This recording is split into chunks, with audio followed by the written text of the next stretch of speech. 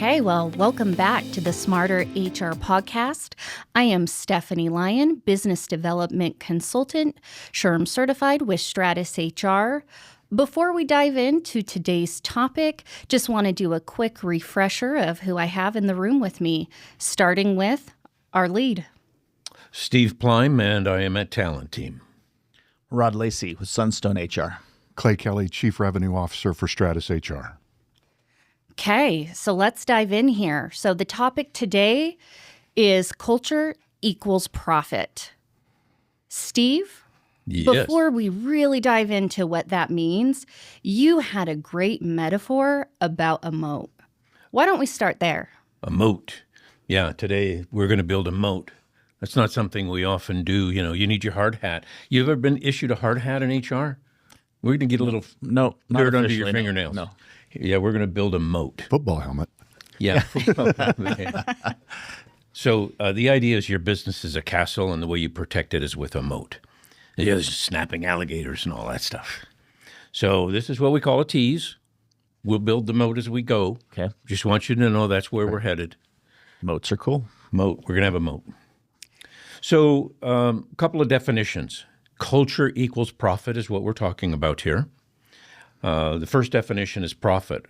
What's the goal of the business? To have more money in the bank at the end of the month than month. To run out a month before you run out of money, right? Yeah. So your business goal, you may say, well, we want to do really good things for our customers. We want to do some great things in the community. We want to have the best gadget. We want to have the highest customer service scores in the history of the planet. All of those things are good. But if you don't have a profit at the end of the month, you can't even replace your carpet when it wears out. The number one goal has to be profit. And by the way, the more profit you have, the more of those good things you can do in the community or anything else that's on your list. But your business disappears without profit. So number one focus has to be profit. That is the nature of business. We can't do a thing without it. Second definition, HR. Human resource. We know what humans are. What's a resource? This is something we can definitely dive into and get into a little bit further, but I mean, would love to get everybody's thoughts on this question. What's a resource? It's something that sustains things around it. So like you think about natural resources, it sustains and lifts and provides for other things in its same element. Yeah, I agree with that. So according to the website BizFluent, a business resource includes your land, your capital, natural resources, thank you, Rod, raw materials, machinery, buildings, and transport mechanisms. We sometimes refer to human resources as labor. In business, we combine all of these things, all these factors into an outcome that's worth more than it cost us to produce. And that's where this thing called profit comes from. So do we think of when HR pros get together over, a Coca-Cola or a root beer, do you talk about humans as resources in the same way that you would talk about the flour in your business if you're a bakery, or the computers in your business if you're a customer call center? Do we think of them that way? From my standpoint, it's about productivity and it's about effectiveness. It's about production. Mm-hmm. Yeah, outcomes. Mm-hmm. Yeah. So if your humans are not contributing to your profit, you can't really call them a resource. Now they're an expense. True. Really good point. Your other resources are combined together to create a profit. And that's why we call them resources. Otherwise, you'd call them a problem. Yeah. You don't need you need a certain amount of flour, and you don't need more than that. Now it's an expense. I think most employers just look at it as overhead. So I think it's interesting to look at it, and not to say that people are widgets, but that it's something that's producing. 100%. Yeah. So the humans, like the other resources, are part of the profit-making machinery in your business. A great culture means they're seen as a source of profit. They're not a bunch of living liabilities walking around your facility. if those nasty little liabilities start to pop up, it is hard on your profit. But the whole goal here is to create a situation where these humans are a resource and they're a part of your profit machinery. So it's a little bit of a mindset change. Yeah. So let's maybe unpack a little bit how HR leaders can really help develop the resource as a piece of the profit machinery, as you just said. Yeah, of course, that's the question. If you start to say, well, yeah, that makes some sense to me. Now what do I do? Yeah, it's a good question. A company's shared values, behaviors, and attitudes are more powerful than its formal plans. That's what Peter Drucker was getting at, that famous quote, culture eats strategy for breakfast. You can have a great strategy, but if you don't have a pattern of behavior in the work group that squeezes the profit out of that strategy, you got a problem. Great strategy, bad execution. So let's expand on that a little bit. Clay, what does that mean to you? Culture eats strategy for breakfast. And then I'm going to toss it over to Rod. Great question. I just think that it's all about the environment that the leadership of the organization embodies that attracts the very, very top talent. For sure. Yeah. I'll just add, it's attracting and enabling that talent. You know, we've all had the bad boss, the bad work situation that you might be willing and able to contribute so much more, but you're stifled, you're held back. And I find it fascinating. I love this quote. I've thought about it for years, but we have something that's unwritten, largely culture. It's tough to define, but that can outperform strategy. And strategy is largely, if you're doing it right, it is documented and lined out and there's metrics, but it doesn't work without something that's largely not on paper. You know, it's part of the environment. So that really lends to there's no intent. Would you agree with that? I think culture has to have intent. You have to. It is something that you've got to build. Again, it's defined by the founder, the practices, the things we do when times get tough. So although not defined, it is how we behave. I had someone tell me once that culture is hard to define. It's like the water the fish swim in. You know, how does the fish describe the water? That's really great. You know, it's tough, right? It's just there. So, but I think it needs to be intentional. You need to create the environment where you're attracting people, retaining, and enabling. Yeah. So if culture eats profit, let's talk a little bit more on the benefits to expect when culture improves. Yeah, thank you. That's I think of the next question. There's that old Asian parable about the monk leaning down, looking in the pond and asking the fish, what's it like living in water? And what is the fish's response? What's water? You know, it's all about perspective, right? Yeah. And it is hard to really get your arms around this thing we call culture. So what can we expect if we do a little better job with our culture building? We want to know, if I'm going to invest my resources in this, I want to get something out of it. What do I get? Absolutely. Well, probably the most significant proxy for culture is turnover. It doesn't tell the whole story, but it's certainly worth looking at when it comes to gauging how well you're doing. So if you believe that a better culture slows down your turnover, so what? You know, why is that a benefit to me? Well, there are a lot of benefits to less turnover. Sure. We know that turnover is costly. Turnover is costly, yeah, and we could go through a long list. I think everybody who's interested in human resources gets it with turnover. Yeah. What else? Scalability, willingness to help lead and train. If I have a better culture, are people more willing to help train? We see in my staffing organization, we see new people sometimes coming in and the more tenured people seeing them as a threat and coming up with all kinds of sneaky little ways of sort of driving them away. That doesn't create a good environment for scalability. Not at all. No. Because the turnover just eats away at your foundation and you just never have anybody there to keep growing and growing and growing. More efficiency. There's a knack to every job. The more stable the employees develop that knack, the more stable employees develop the knack, right? No matter, all of us are better on a 365th day than we were on our first day at work. Sure. Absolutely. So the turnover just, you never get to the 365, that level of productivity. So you get more efficiency when your culture's better.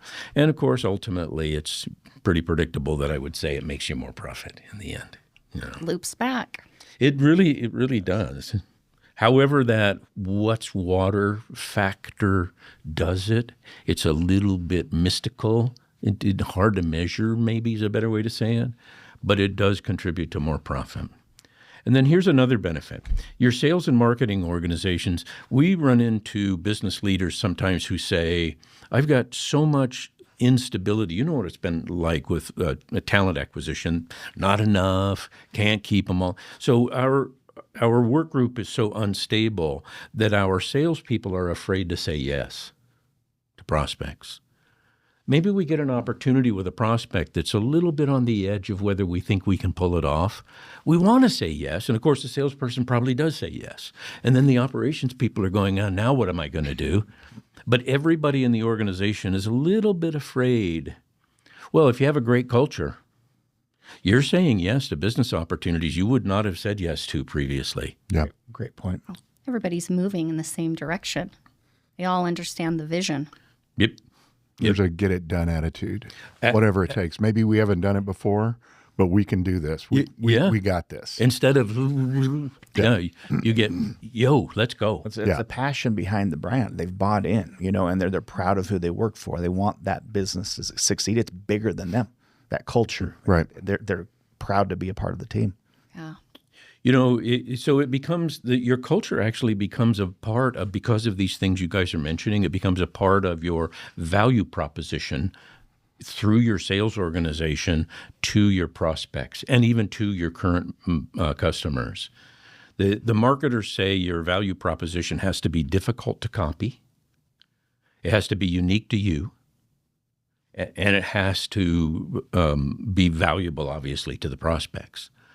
So is it valuable if your sales organization can say to prospects, you know what, we've talked about a lot of the reasons why we think we'd be a good partner for you, but let me mention one more. Our culture is so good, it makes a difference that you're going to notice. Our customer service is going to be noticeably better, and it's because we've worked to attract the right people and treat them the right way.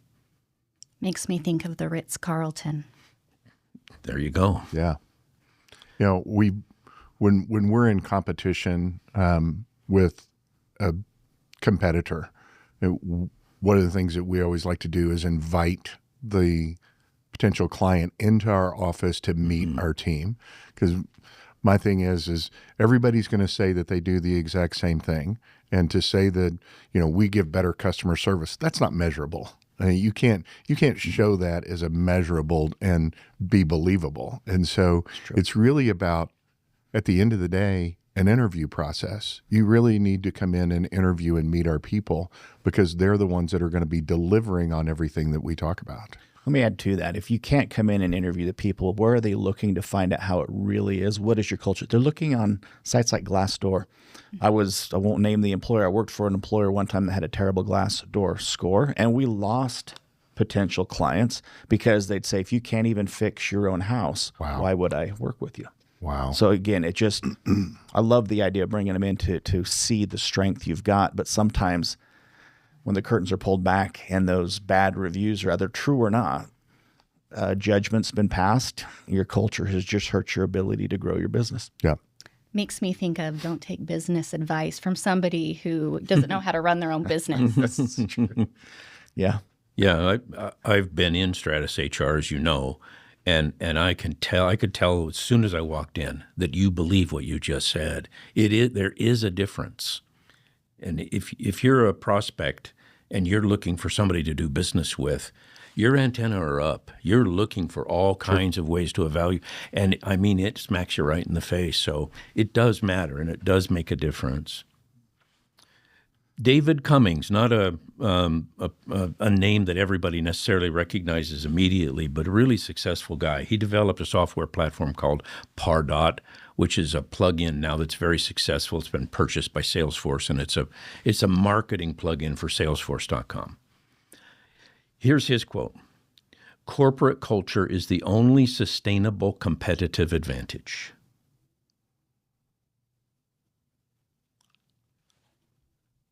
So are we circling back to this moat thing? I was just going to say, we're really starting to see and get into our vision where your moat metaphor comes in. Yeah. Yeah. Your castle is your business, right? The castle's protected by a moat. So what are you doing to protect your business with a business moat? The idea of a moat sustaining a sustainable competitive advantage in your business originated with a name we all do recognize, Warren Buffett.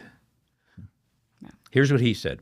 A truly great business must have an enduring moat that protects excellent returns on invested capital. So it makes you think, doesn't it? What's your moat? That's true. Now, just a thought here. I mean, culture isn't the only way to have a competitive advantage. Mm-hmm. What are some of the other ways that maybe we want to explore a little bit that gives a company a competitive advantage, helps them with their moat? There's all kinds of, you could compete on price, you could compete on tech and innovation. There are things that represent those barriers to entry.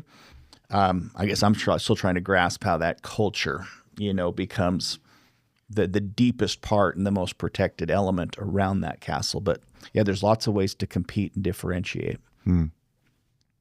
Couple of names for you to think about. Walmart, do they have a moat? Be pretty hard to go into business in the same business Walmart's in and start beating them on price, wouldn't it? Yeah. Definitely. Yeah. Apple. For sure. Brand recognition. Branding, they have created so many fanboys with the branding, and it would be hard to just go into the marketplace and say, no, I got a better, fill in the blank. Right. Yeah. But it is changing. If Apple came along today, I'm not sure that would work very well because somebody else would have come up with those same products by now. It's moving so fast. The technology is making patents obsolete faster than ever. Yeah.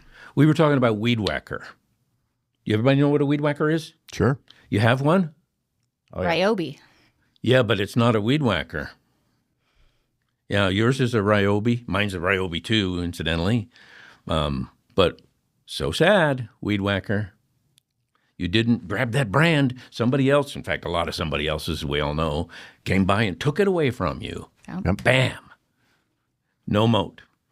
The internet, isn't it interesting? You don't even, if somebody came to you 20 years ago and said, you know what, these banks, they don't need all of this brick and mortar. You can have a bank with no buildings. What? It's true, I tell you. Yeah. Ask PayPal. Yeah. Yeah. Yeah. Well, I think this moves us into traditional moats can be drained. So maybe dive into that a little bit with your moat. Yeah. So if your moat is just we're cheaper or we have a cool feature, your competitors are going to be after you. You can copy my idea or outspend me, but you can't copy the behavior of my people.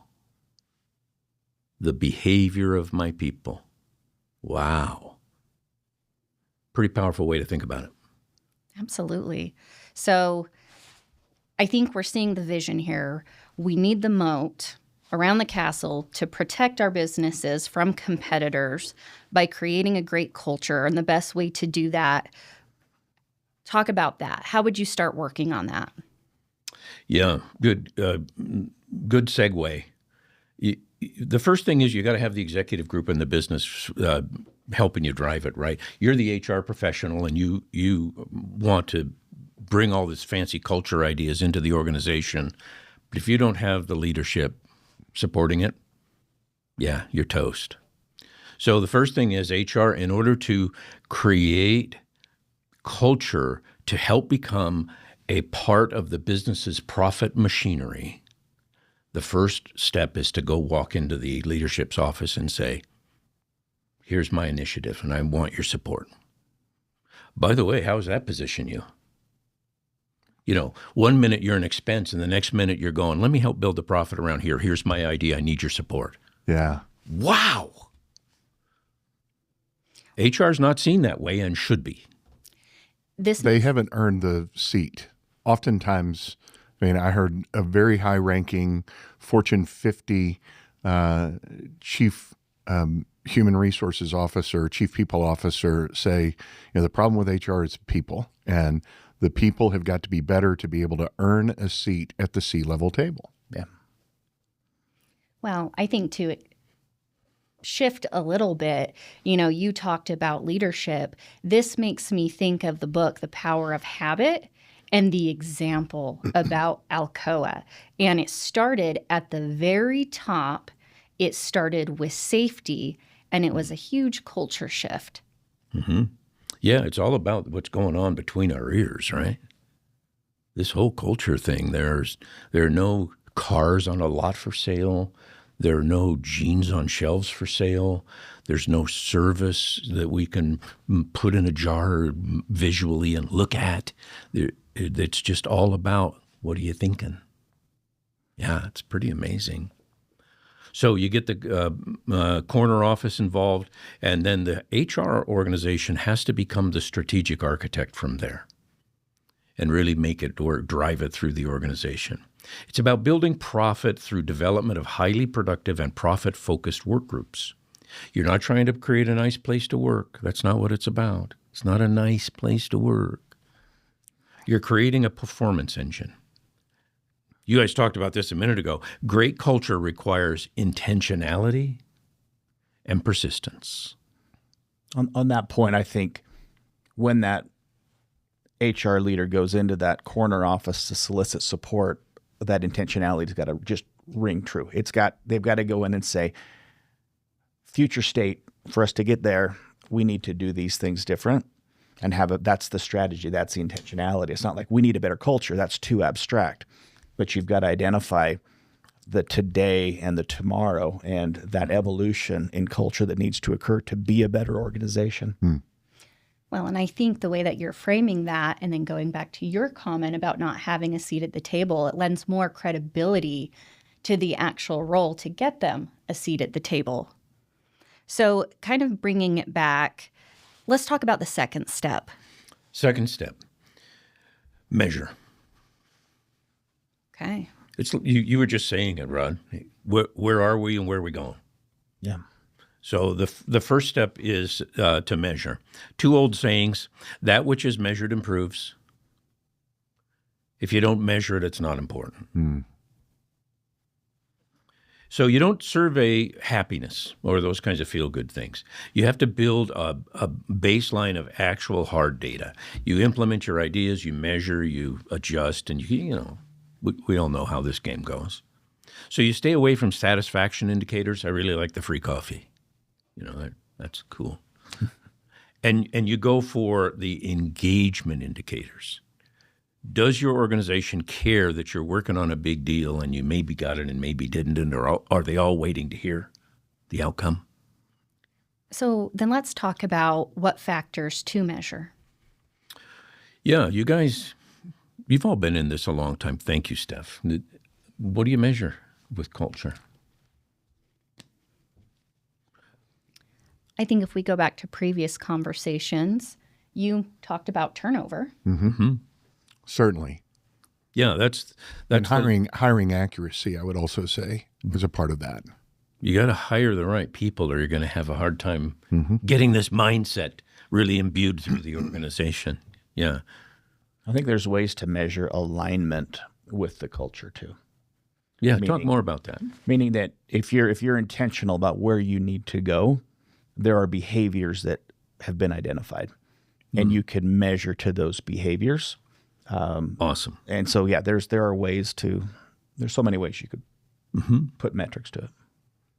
If you're trying to promote the behavior of my people, then you should be able to measure what those behaviors are.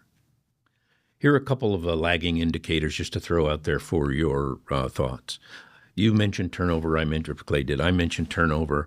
It's fairly easy to measure turnover, but you got to be intentional about it. Mm-hmm. You probably go to see prospects and talk about turnover, and they don't even know what their turnover is. Pretty good place to start. Second internal indicator you might consider, are you hiring your first layer of supervisors out of your entry-level group, or are you looking outside the organization? And focus on developing. Well, yeah. Obviously, that's not an indicator or a lagging indicator, but in order to do that, you've got to have an organization that is focused on developing their people to be able to career path up. Yes. When you have a new person who's only been around for 6 months or whatever, and you can see they're a rising star, what are you doing? You better be doing something to grab them, embrace them, nurture them, and grow them. Yeah. And a lot of times we don't even think about, well, who's kind of ready, until the opening surfaces. Yeah. Third lagging indicator to consider measuring, absenteeism. In most cases, attendance policies, we have customers who will say, yeah, they got too many points on the attendance policy. So we had to let them go. You get 2 points if you don't call in. You get 3 points if you blah, blah. And so there's a point, and when you get to a certain number of points, you're not invited to the game anymore. So if you think about it, it's like, well, if I wanted my job, wouldn't I come to work? So did the attendance policy really carve me out, or did I use the attendance policy to quit? Yeah, great question. Yeah. So we've talked about lagging. Let's talk about leading indicators. Leading indicators, everybody knows what an NPS score is. What about making an NPS score that's for employment, an eNPS? Would you recommend to others working here? It's pretty simple, but we know the value of NPS scores. It's been demonstrated many times. There's value there. Why not make an eNPS and ask it in the same cadence over and over and watch your trends? Employee referrals. You're getting people walking up and saying, I've got this cousin that I think would be a good guy. Can I recommend him to come in and see you? If that's not happening, why?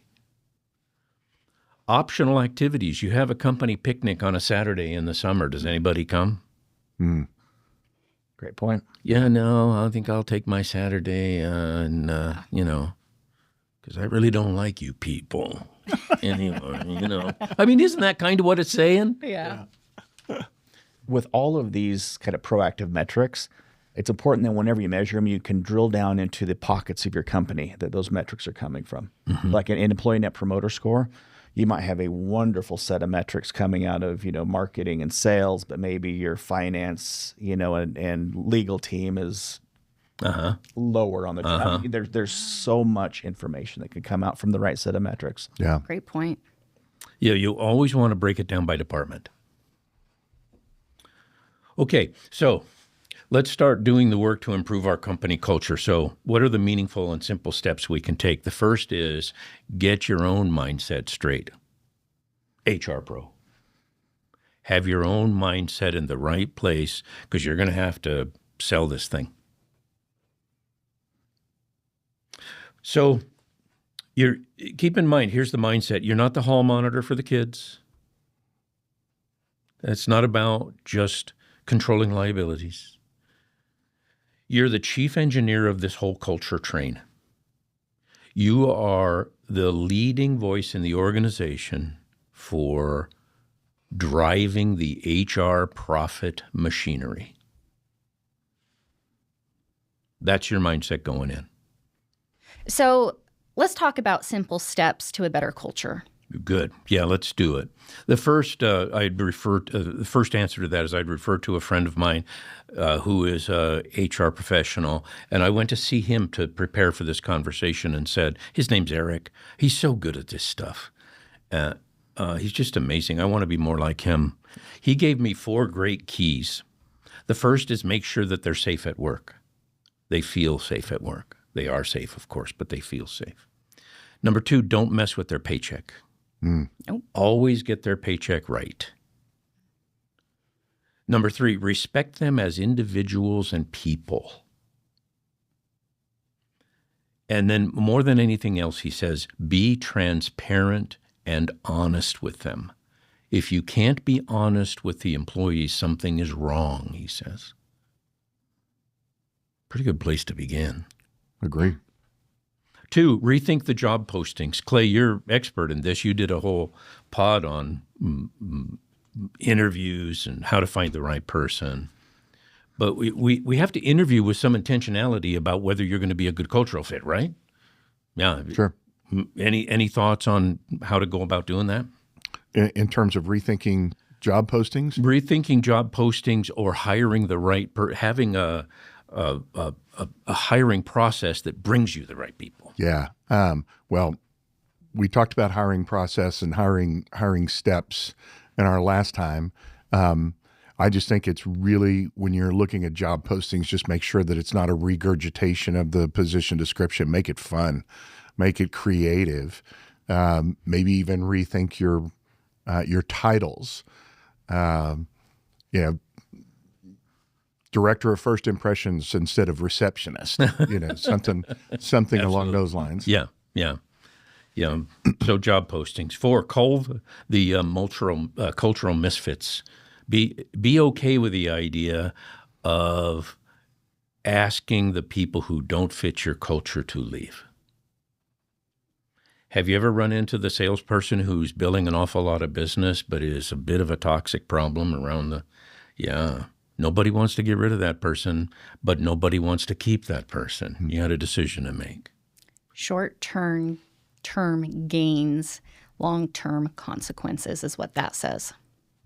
Absolutely.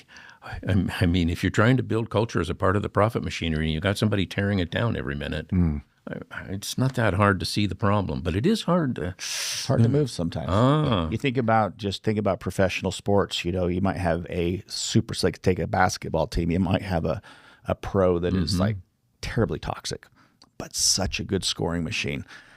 Clubs keep those players around a lot longer than they should. Because of, so yeah, we're slow to address those things. Number 5, the first day. I went to see a new HR manager at one of our customers, and she had been there for a week and a half, and she still didn't have a computer. Ooh. How's that make her feel? She was a little kind of unsettled, uneven on her feet. It doesn't say welcome to this place you're going to love. The first day, to have somebody meet on the first day with new people and talk to them about culture. Tell stories about your organization and the wonderful things that you've done. Great point. Yeah. Well, I think that really, back to tying this to the moat, it's really being intentional day one. And persistent through day whatever. So here's the summary. The metaphor: your business is the castle. Protect it by investing the effort necessary to build your moat and sustain your moat over time.